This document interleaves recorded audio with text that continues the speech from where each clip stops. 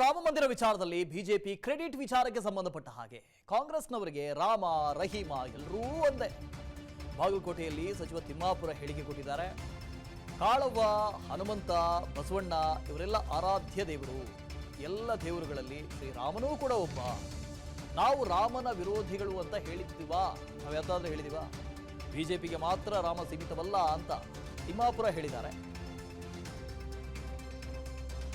ಆದರೆ ರಾಮಾಯಣವೇ ಇಲ್ಲ, ರಾಮನ ಉಳಿವೇ ಇಲ್ಲ, ಅದೊಂದು ಕಾಲ್ಪನಿಕ ಅಂತ ಹೇಳಿದಂಥವರು ಕೂಡ ಕಾಂಗ್ರೆಸ್ಸಿಗರೇ.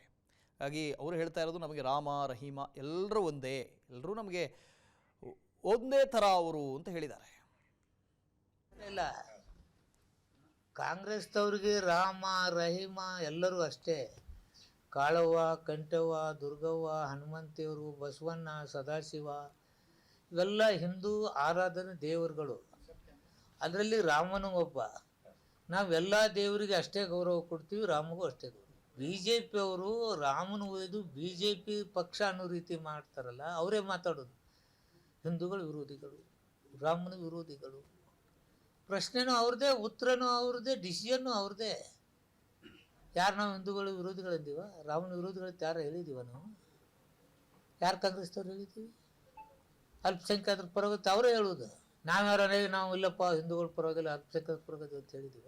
ನಾವು ಹಿಂದೂಗಳು ಎಲ್ಲ ಧರ್ಮವನ್ನು ಪ್ರೀತಿ ಮಾಡ್ತೀವಿ. ಇವರು ರಾಮನ ಒಬ್ಬನೇ ದೇವರು ಅನ್ನೋ ಥರ ಪೂಜೆ ಮಾಡೋದು, ಅದನ್ನು ಅಷ್ಟೇ.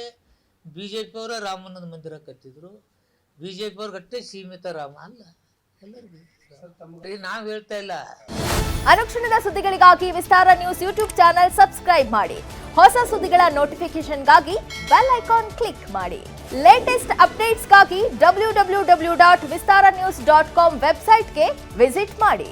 ಅಂಗೈಯಲ್ಲೇ ಜಗತ್ತಿನ ಸುದ್ದಿ ತಿಳಿಯಲು ವಿಸ್ತಾರ ನ್ಯೂಸ್ ಕನ್ನಡ ಆಪ್ ಡೌನ್ಲೋಡ್ ಮಾಡಿ.